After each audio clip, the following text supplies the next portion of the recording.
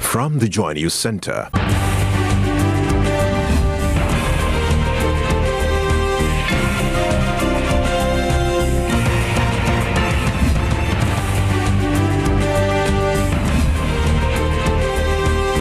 This is News at 8.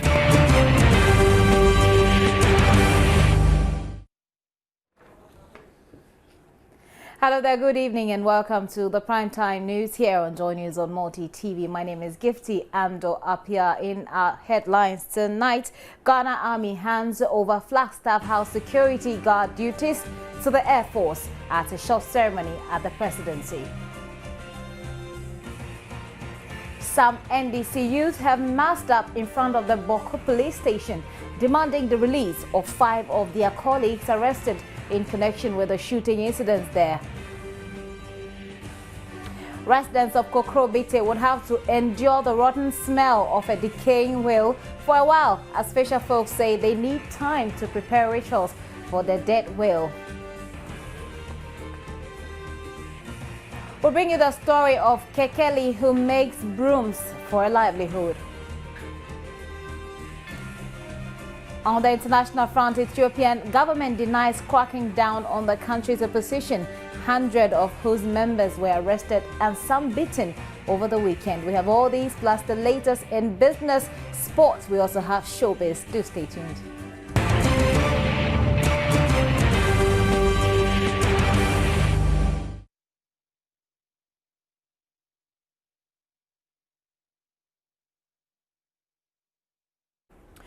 We begin at the presidency. Now, the Ghana Army has handed over security guard duties at the Flagstaff House to the Ghana Air Force. A short military ceremony witnessed by a section of the public was held at the forecourt of the presidency today. Here's a report from that.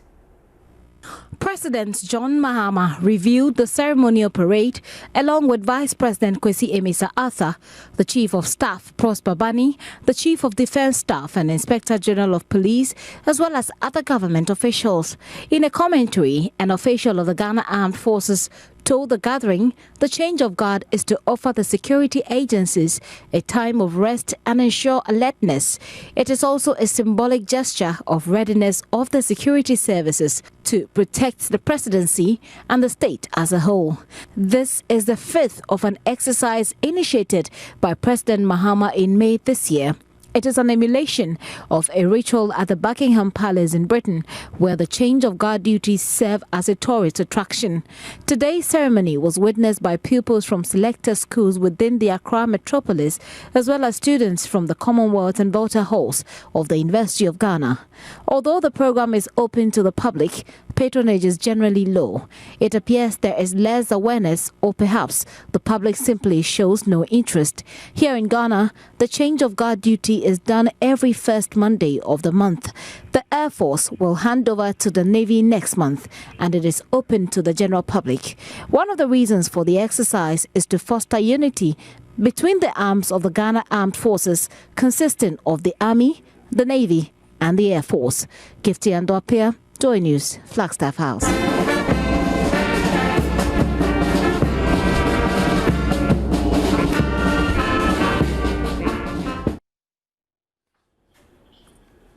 Away from the presidency, 29 forestry prosecutors have been sworn into office at the Forestry Commission to help curb the challenge of forest depletion in Ghana. The 29 who are technical staff of the commission were taken through 6 months intensive training to become prosecutors. They are the first ever forestry prosecutors to swear an oath of secrecy.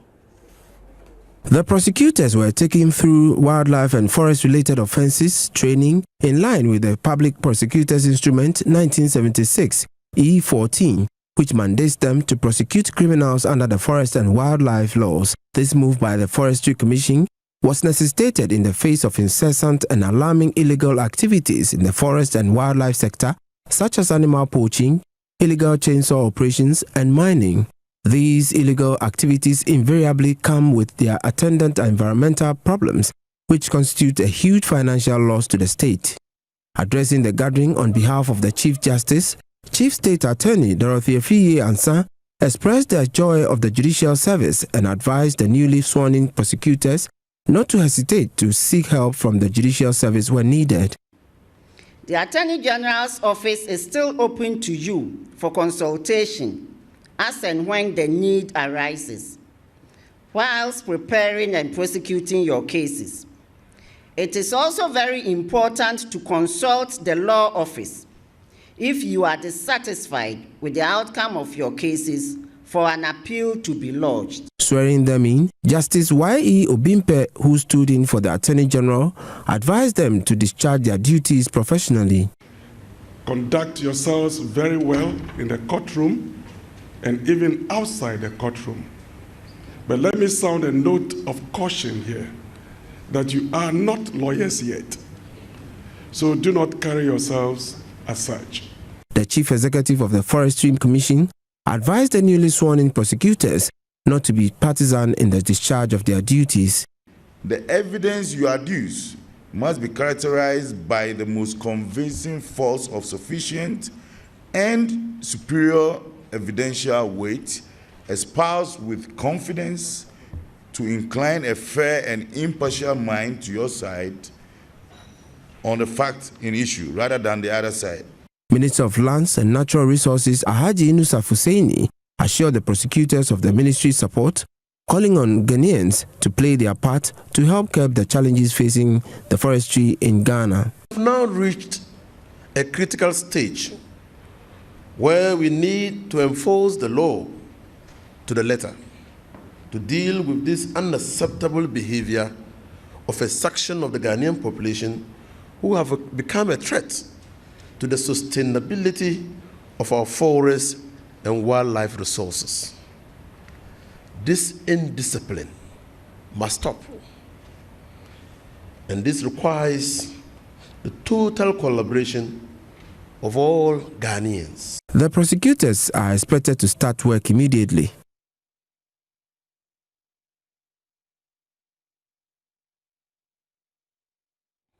So, have you ever imagined how people in rural areas manage their lives? In our rural report today, we feature Butame Kekeli from Kopeha in the Ketu North District of the Volta region. Now, he makes brooms for a living. In a community without good water and with electricity and security challenges comes a young man, Butame Kekeli, 23. He makes brooms for a living, and this is all he does. He goes out to buy sticks and transforms them into what we call standing brooms or prayer tinting in our local dialects. Broom making has been his source of livelihood since the age of 7.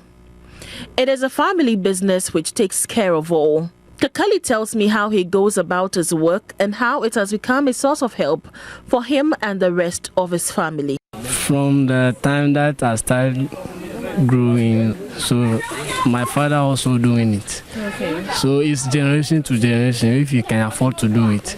This one we use line to trap to pass through it. Okay. So that we can use anytime we are using it to sweep, you can bend down and use the refuse on it to throw it away. Okay. So this one also is mostly used for zoo lions. Okay. Yeah, this is the one they use. We call it Ghana broom. You can choose to call it prayer tinting or chichirechihali, as we call it in the Volta region. The young man Butame does this for a living. He's seen himself through school by doing this business. He's now in SHS 2.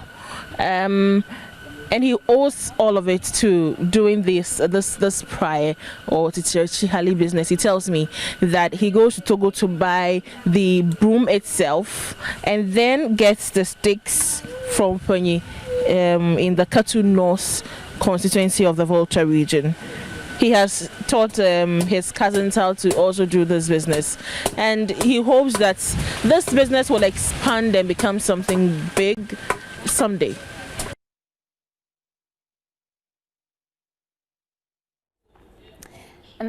And that was Sarah Abla de Souza there reporting from the Volta region. Some NDC youth in Bawku in the Upper East region this morning masked up and stationed themselves in front of the Bawku police station. They are demanding the release of 5 of their colleagues who were picked up by police following shootings there last night. The youth say they intend staying there for up to 24 hours if their colleagues are not released. Albert Sori reports from Bawku. Vehicles in front of the Bawku Municipal Assembly were shot at and damaged, according to the Bawku Police.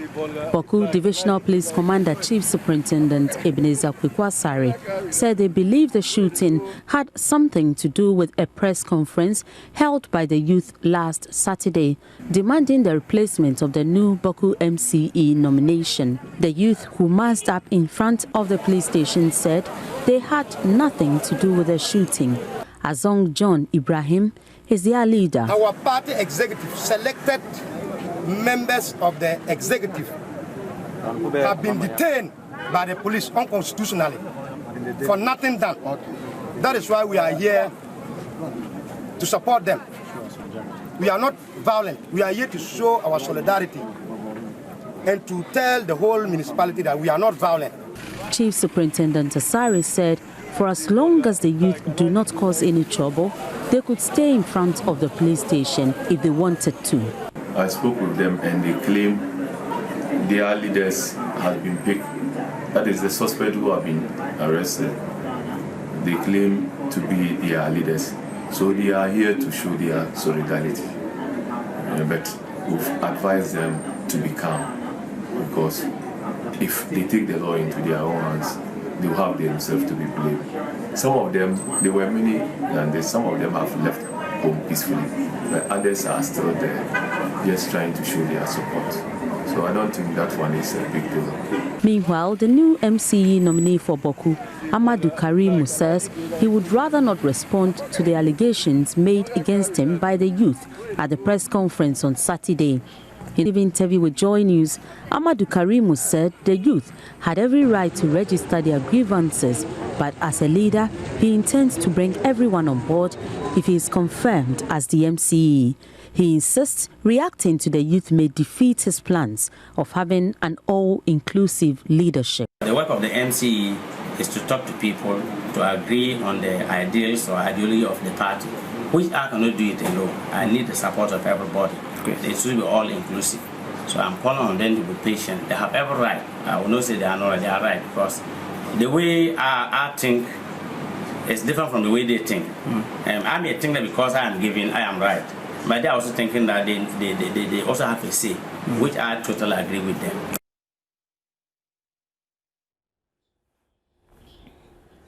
The Ghana Tourism Authority has closed down a hotel and a guest house in the Wa municipality of the Upper West region. According to the Upper West Regional Manager of the Ghana Tourism Authority, Henry Yelidoro, Lambert Hotel and El Olam Guest House were closed down because they were operating illegally and using substandard facilities. From Wa, Rafiq Salam reports.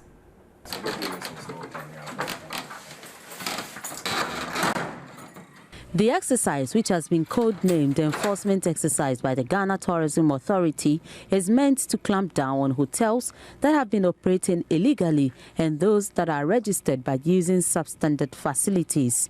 The Upper West Regional Manager of the Ghana Tourism Authority, Henry Yeliduri, says the authority monitors and gives hotel owners ample time to rectify defects detected during their inspections. Lambert Hotel, where we are standing currently, for the past 3 years, she's been operating without a license. We have always told her to put the place in shape. Every time she comes out with an excuse. So for 3 years, we felt that if we do not close it down, because though she is not having a license, she's still operating. In particular, even the worst offense is a short time. If you enter, you realize that the beds are broken, she has sunken mattresses, the floors are very bad, the ceilings are very bad. You know, we've actually given her enough time to do that correction, but she's failing to do it. As if they got hint of the exercise, all doors to the entrance of this hotel were locked and the place looked deserted. No amount of shouts by the police and GTA team could get the doors open. There were, however, signs of people inside the hotel as sounds from radio sets were heard clearly from outside. A look around the facility showed unkempt grass, broken chairs and glasses left unattended. The officials had no option than to post the notice at the entrance and lock up the premises with their locks. In addition to those used by the hotel owners to secure the entrance, El Olam was the next place to be visited. It has been operating without a permit for 6 months. For El Olam Guest House, we have been patient with him for writing to him for over 4 times, telling him to come and register. He too has failed to register. And Thursday 29 was the deadline we gave him. We still, for the benefit that was still even added Friday, and he still failed to come and register. So today is the enforcement day. So these units have been closed down. The team only met this lady who described herself as a receptionist. She gave her name as Letitia. Speaking to Joy News off camera, she said she was only an employee at the guest house and has no knowledge of whether the place was licensed or not. The keys to the hotel and the guest house were finally lodged with the WA police. The Ghana Tourism Authority says the exercise will continue and those found infringing on the law would be punished. Mostly the enforcement, there's a penalty of you paying the administrative charges of 500 Ghana cedis. Then he's supposed to go ahead and do the registration. Then in the case of Lambert Hotel, it's the same penalty, administrative fee of 500. Then she's supposed to stop operating and renovate the entire structure so that at least the public can be happy with the facility.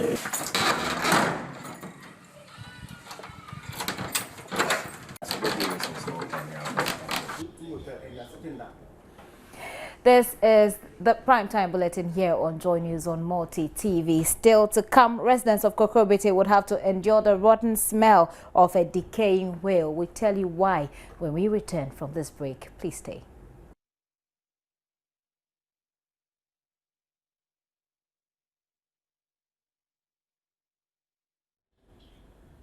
You're welcome back. Now, it seems the people of Kokrobite will have to endure the unpleasant smell emanating from a decaying whale for a while longer as the fisher folks put together items needed to perform traditional rituals. The head fisherman, Ni Asase Aite, tells Joy News until those rites are performed, the dead whale will stay put.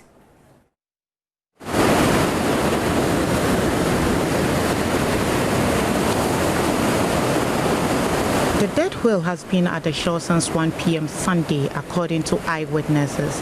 The fisher folks have fastened it to a coconut tree with a rope in order to prevent the dead mammal from being washed away. They are preparing to perform the rites they deem important.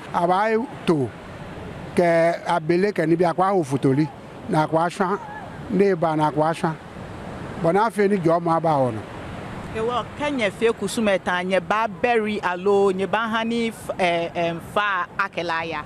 Ka ke afe kusun atan wuji ni o mi aba lo wuji en ni ka lo wuji en aba magba alo aba matun ale na ba wo mi da fie sana ayele mpa lo afe kusun ale.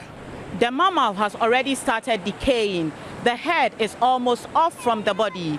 The smell very unpleasant. Libation has already been poured, but the fisher folks are waiting to perform more rituals before they remove the animal from the sea. They see this as a blessing. It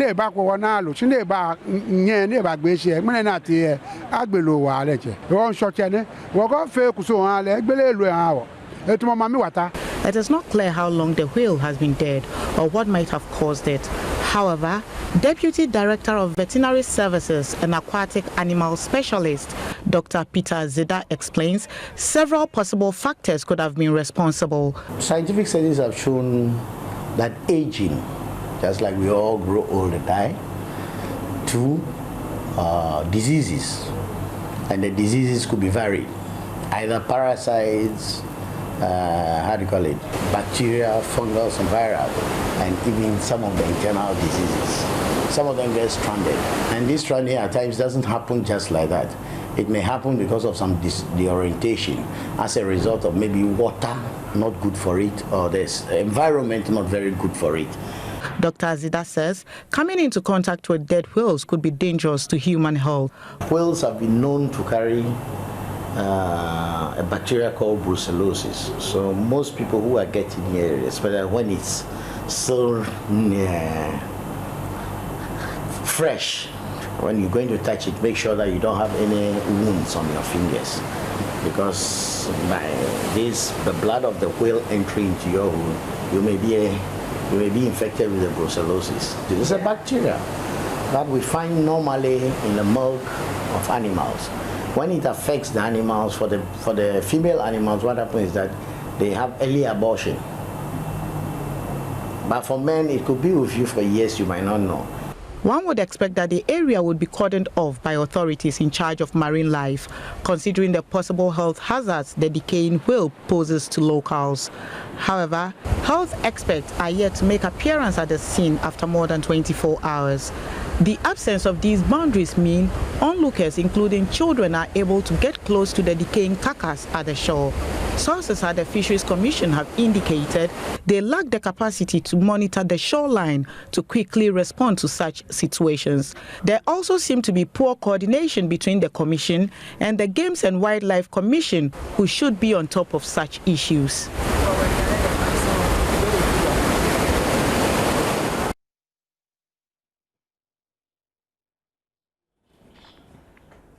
Some new patriotic party youth groups in the northern region have begun lobbying for a Nana Akufo-Addo Bawumia ticket in 2016 presidential elections. The lobbying began barely 3 days after the Supreme Court dismissed the presidential election petition, which was challenging the result of the 2012 elections. The court affirmed John Mahama as validly elected in the December 2012 poll. Sources say the NPP youth groups in Tamale have conducted a poll, with majority of them pushing for the Nana Addo and Bawumia ticket to be retained for the 2016 elections. Spokesperson for one of the youth groups, Mohammed Amin, speaking to an Accra-based radio station, said without Nana Addo and his running mate Bawumia, the party risks losing the 2016 elections. He argued the constitution of the NPP does not ban Nana Akufo-Addo, who has lost 2 presidential elections, that's 2008 and 2012, from contesting for the 3rd time on the party's ticket.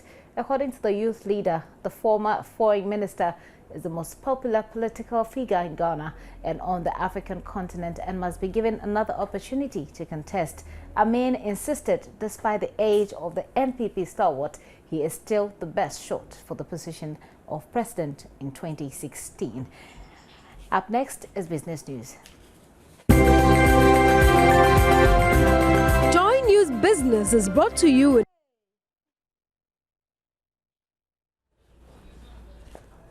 Hello, good evening, and welcome to Joy Business with me, Abigail Adumakuenchi. Now to our very first story. Civil society group Third World Network is calling for an amendment of the 1986 PNDC Law 153, which allows mining firms to keep at least 25% of their profits outside the country to purchase machines as well as dividend payments. According to the network, the incentives enjoyed by foreign mining companies are enormous and hence killing efforts of their local counterparts. Programs Officer of Third World Network, Al-Hassan Atakwesin, spoke on Business Live. The fact that mining companies can import anything without any tax, without VAT, without import duty, is not allowing Ghanaian businesses to try to, produce some inputs for the mining sector, because they are at a disadvantage. So 3 decades after the 80s law, things have changed, and it's about time that we change the law and make sure that the sector is made in a manner that would, create opportunities for Ghanaians who have the means to start, feeding into the mining sector. It's equally important that the government put in place policy to support growing local companies who are producing locally, not local companies who are so important, because in the mining sector that is very, very obvious that most of the local companies that the companies have been talking about are companies who are importing all manner of things from outside the country, and it's not helping us. Let's make sure that the way and manner in which we exploit these resources inure to our benefits. So in the name of attracting companies, let us not sell this gold cheaply, because that's the sense that we get.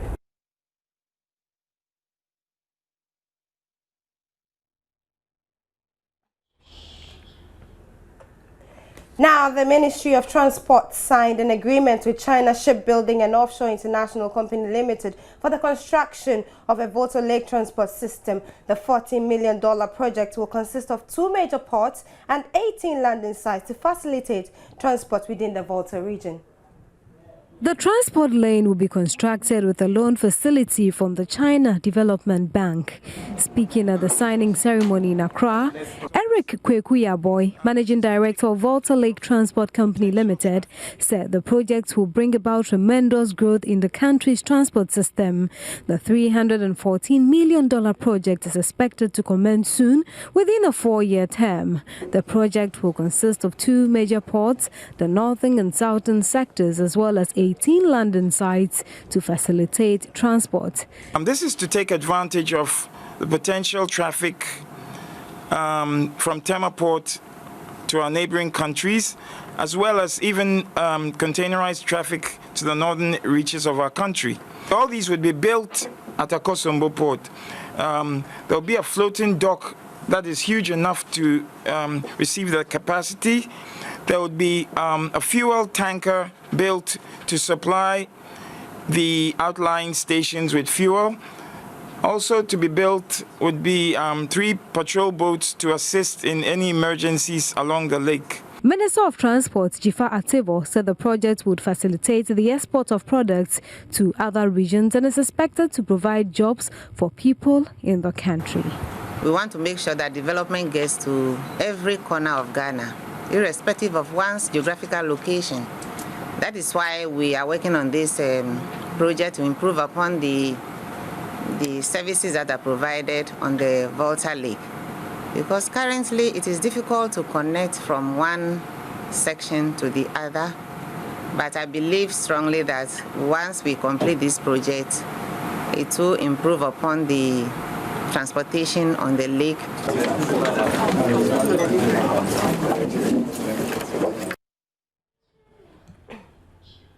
Now on to some international business. Vodafone has sold its 45% stake in Verizon Wireless to U.S. telecoms group Verizon Communications in one of the biggest deals in corporate history. The $130 billion deal was announced by Vodafone after the close of trading on the London Stock Exchange.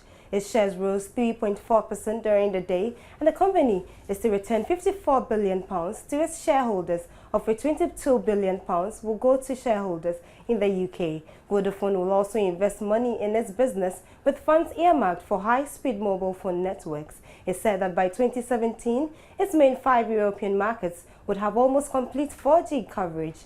The deal ends a long-running saga with both Vodafone and Verizon trying to take full control of Verizon Wireless over the years, but unable to agree on a price. And that does it for business. My name is Abigail Adumakwenchi.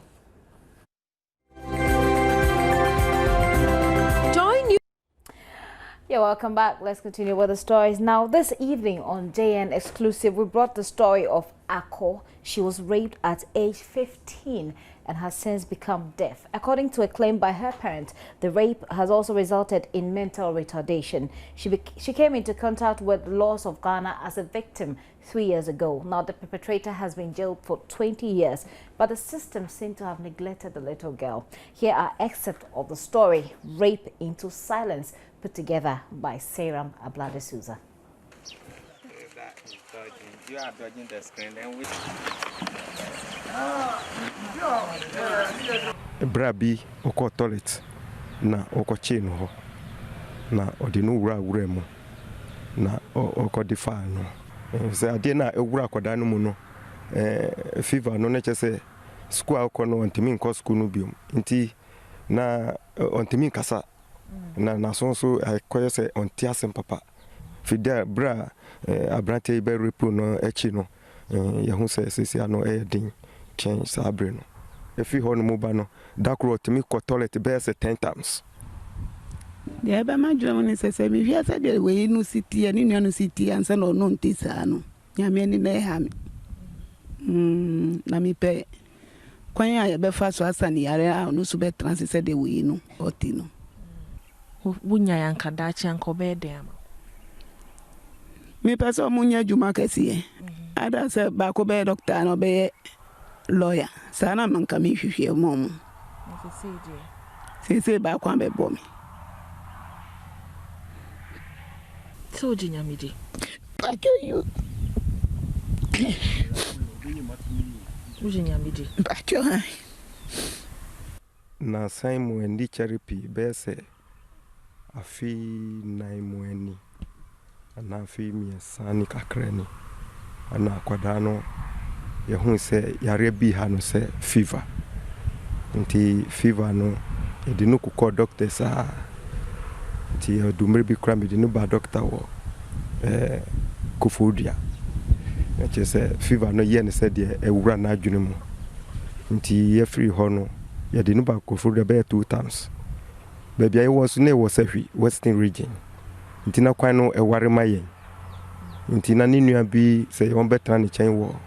Dodo Wahai, a frewa bunya. Na a hono, better than name na chain war hono.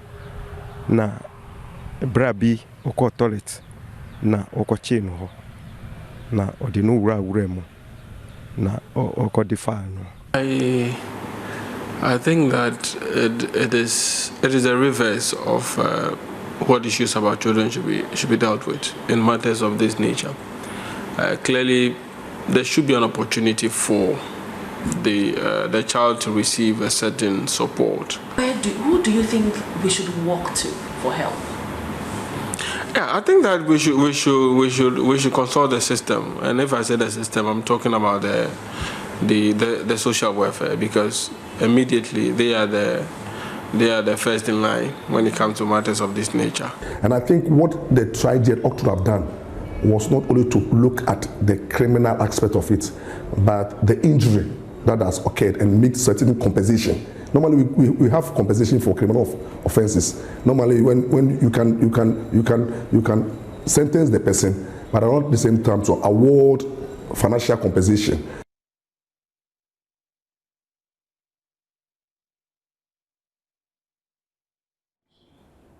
So far we've been trying to get persons in government to comment about this issue and find out how they can come through for this little girl, but we've not been successful because no comment have come from them so far. But these are your comments on Facebook, because that is our trending issue on our Facebook page. Gilbert says, I'm speechless. I commend you guys for this program, giving voice to the voiceless in our society. I salute you guys for this initiative. God bless you and God bless our homeland, Ghana. Solomon Sam Ablodepe says, what a sad story. If it were to be in a Western country, government would take care of her.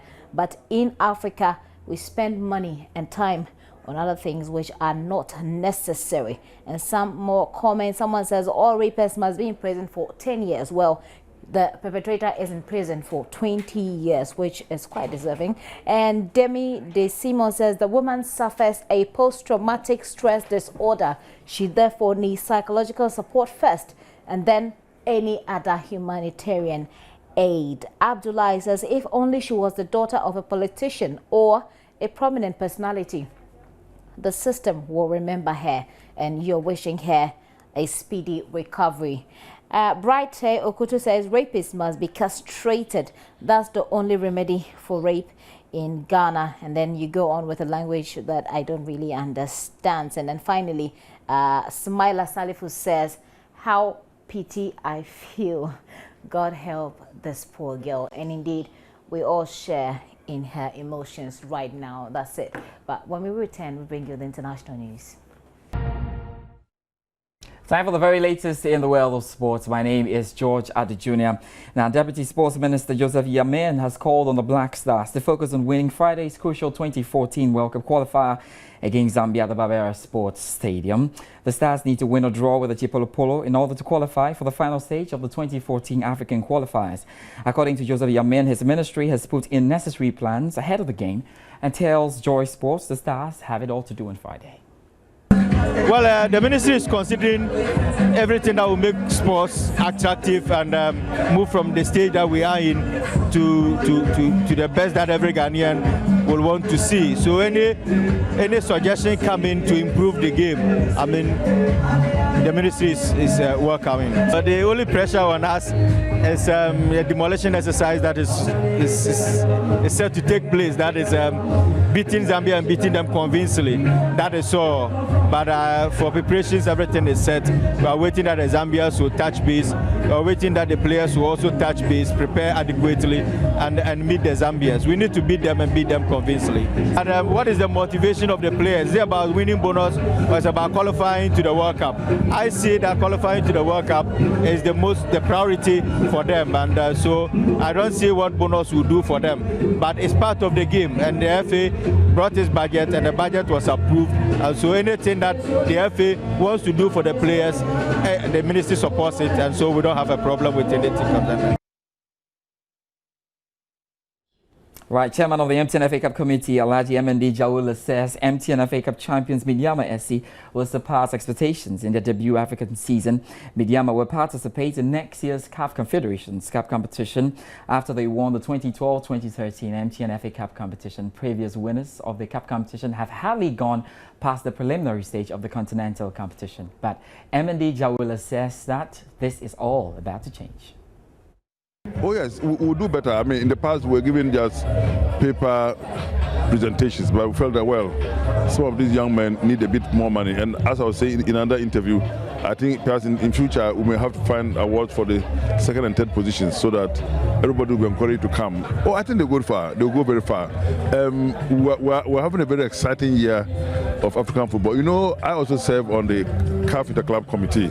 That's the committee that organizes all the club competitions on the continent of Africa. We are there to push them, to encourage them to do well. If we have Kotoko, then we have Midyama going into the competition, we have Dwarfs going to the competition. You can be sure that it's not only be competitive on the continent, it's going to also be competitive within Ghana. And that is where the excitement will come, that crowds would go, new players would come, and perhaps, might even get players coming outside Ghana who will come and complement whatever we're playing in this country. So a number of transfer deals are expected to be completed in the next 2 hours as the European transfer window closes. Real Madrid midfielder Mesut Ozil is on the verge of signing for Arsenal. Gareth Bale's much anticipated move to Madrid was completed and he was unveiled at the Santiago Bernabeu.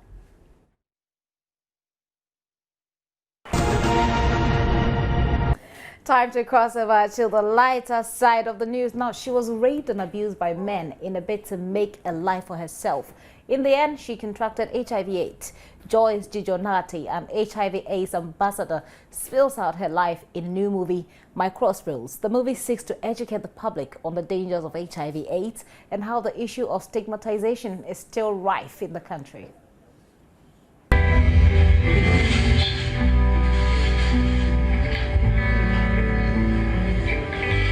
Fred, hold on. What is it? Do you have a condom? Are you afraid you're going to be pregnant? Not really. You know condoms are for protection. I just don't like that. Please try and use one. Okay. If you insist. Are you okay now? Yeah.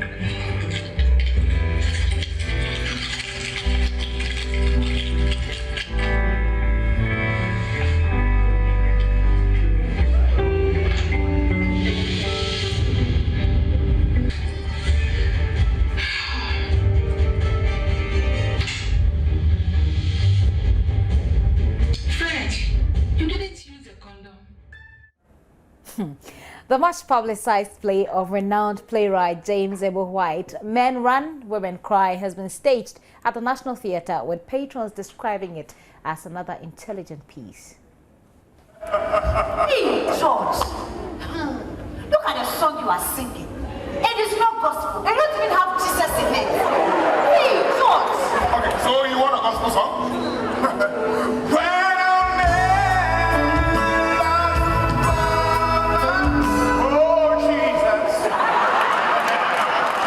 The play, which is set in a hairdressing salon, highlights the different ways men and women express their emotions in relationship crisis and how they react to those emotions. A typical example in the play is a young lady, Augusta, who gets her boyfriend running away from their relationship due to her disrespectful nature. Eventually, when it becomes obvious that she has lost the boyfriend, she breaks down and cries her heart out. You know what? You can't marry her in addition to me. Another popular scene in the play is Becky, who is getting made up for her wedding to Johan, but unknown to her, Johan is hopelessly chasing a girl he just met and has followed her to the same salon. Fortunately for Becky, Johan was under a spell from the necklace the girl was wearing. And so when the necklace is taken off, Johan is liberated and goes to marry Becky.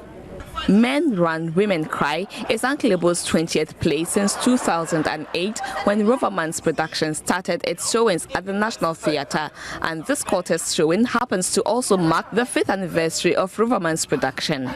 Patrons, as usual, could not hide their satisfaction. Men Run, Women Cry is showing again on September 7 and 8 at the National Theatre.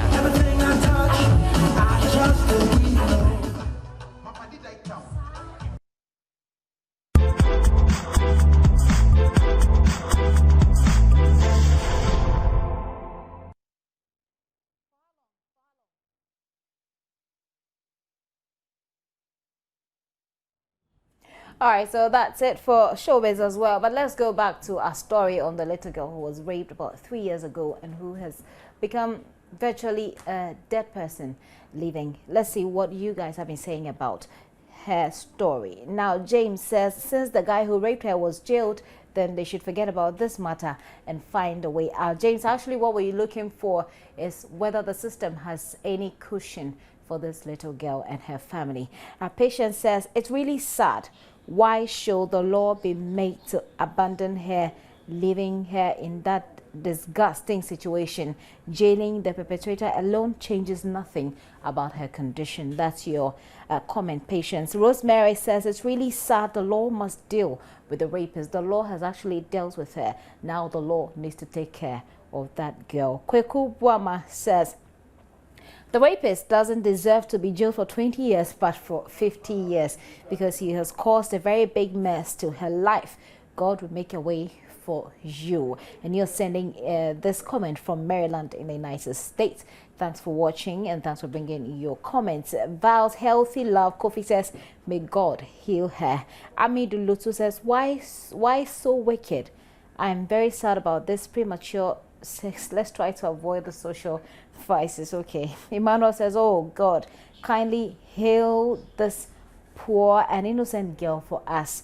Lord, in your hand I commit her health. And a final one, Solomon says, I'm very disappointed in Nana Oyelita. You're referring to the Minister of Gender, Children and Social Protection there. Ben Frank, you say, why do you people continue to interview Nana Oyelita?